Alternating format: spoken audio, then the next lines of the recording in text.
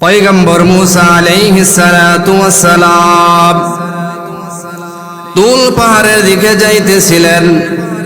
এমন সময় একজন বৃদ্ধ মহিলা রাস্তার পাশে দাঁড়ানো। বৃদ্ধ মহিলা পয়গম্বর মূসা আলাইহিস সালাতু ওয়াস সালামকে ডাক দিয়া বলে, ও পয়গম্বর মূসা, আপনার সাথে আমার কিছু কথা ছিল, আপনার সাথে আমার কিছু আলাপ ছিল। পয়গম্বর মূসা আলাইহিস সালাতু ওয়াস সালাম বলে, ও মা, কি বলবেন বলেন, কি পরামর্শ আমার সাথে আপনার আছে, কি বা বলতে চান? ওই বৃদ্ধ মহিলা বলে, ও পয়গম্বর, আমার সংসারের মধ্যে অভাব অনটন দূর হয় না। এক বেলা খাইতে পারলে আরেক বেলা খাইতে পারি না। এক বেলা ভালো কিছু পড়তে পারলে অন্য বেলা ভালো কিছু পড়তে পারি না। ও পয়গম্বর, আমাকে এমন একটা জিনিস শিক্ষা দিয়া দেন, আমাকে এমন একটা সবক আপনি দিয়া দেন, যেই সবকের উপর আমল করলে আমার সংসারের মধ্যে সচ্ছলতা চলে আসে। পয়গম্বর মূসা আলাইহিস সালাতু ওয়াস সালাম ওই মহিলাকে বলে, ও বৃদ্ধ মা, আপনি সর্বহালতে সর্ব অবস্থায় মালিকের নিয়ামতের শুকর আদায় করবেন। এই কথা বলে যখন পয়গম্বর মূসা আলাইহিস সালাতু ওয়াস সালাম সামনের দিকে অগ্রসর হলেন, বাবা, এ যুবক বন্ধু, দিলের কানটা লাগায়া শুনো রে বাবা। পয়গম্বর মূসা আলাইহিস সালাতু ওয়াস সালাম যখন সামনে অগ্রসর হলেন, সামনে গিয়া দেখে একজন নওজোয়ান যুবক উটের উপরে বসা। নওজোয়ান যুবক আল্লাহর পয়গম্বর মূসা আলাইহিস সালাতু ওয়াস সালামকে ডাক দিয়া বলে, ও পয়গম্বর মূসা, একটু দাঁড়ান, আপনার সাথে আমার কিছু কথা ছিল, কিছু পরামর্শ ছিল, কিছু দরখাস্ত আপনার কাছে আমার ছিল। পয়গম্বর মূসা আলাইহিস সালাতু ওয়াস সালাম দাঁড়িয়ে গেলেন। ওই যুবক বলে, ও পয়গম্বর, আমার এত টাকা পয়সা, এত দৌলত থাকার কারণে আমি ঠিক মতো নামাজ আদায় করতে পারি না, বেশি বেশি করে মালিকের জিকির করতে পারি না। ও পয়গম্বর, এমন একটা কিছু আমাকে শিক্ষা দিয়া দেন, যে জিনিসের উপর আমল করলে আমার ধন সম্পদ দিন দিন কমতে থাকে, আর বেশি বেশি করে আমি মালিককে ডাকতে পারি। পয়গম্বর মূসা আলাইহিস সালাতু ওয়াস সালাম এবার যুবককে ডাক দিয়া বলে, এ যুবক, তুমি বেশি বেশি করে মালিকের না শুকরিয়া আদায় করবা। কি করবা? না শুকরিয়া আদায় করবা।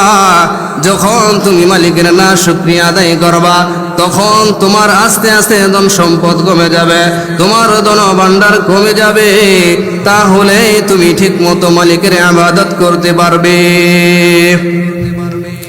এই কথা বলার পর নওজোয়ান যুবকটাও চলে গেলেন। আল্লাহর পয়গম্বর মূসা আলাইহিস সালাতু ওয়াস সালামও চলে গেলেন।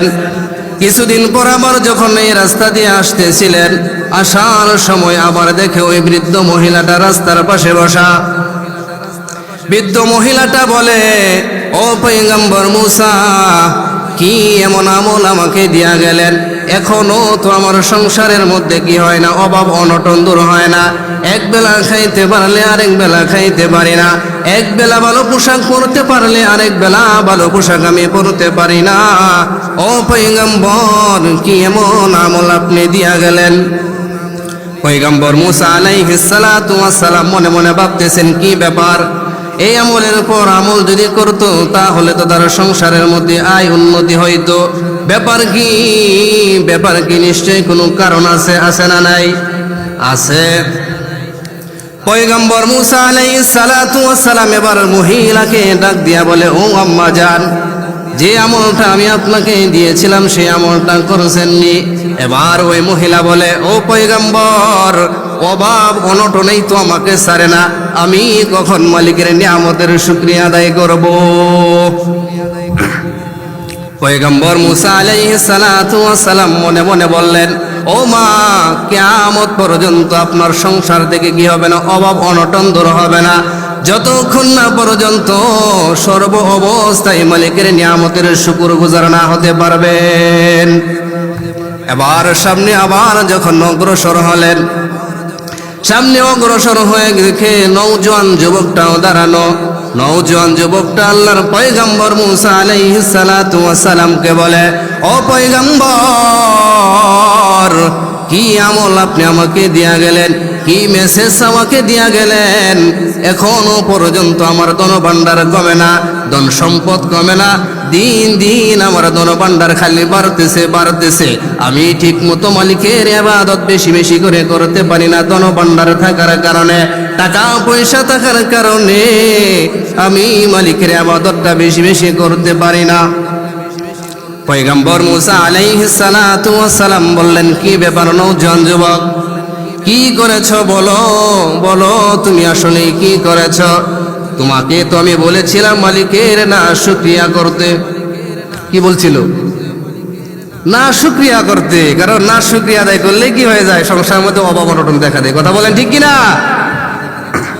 এখন আমাদের সংসারের মধ্যে, কামাইয়ের মধ্যে শুকুর নাই।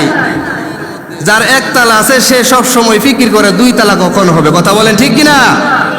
যার 2 তালা আছে সে চিন্তা করে 3 তালা, যার একটা গাড়ি আছে সে চিন্তা করে 2টা গাড়ি। কথা বলেন ঠিক কিনা? এর জন্যই সংসারের মধ্যে এত কামাই করি, এত রোজগার করি, তারপরেও বরকত নাই।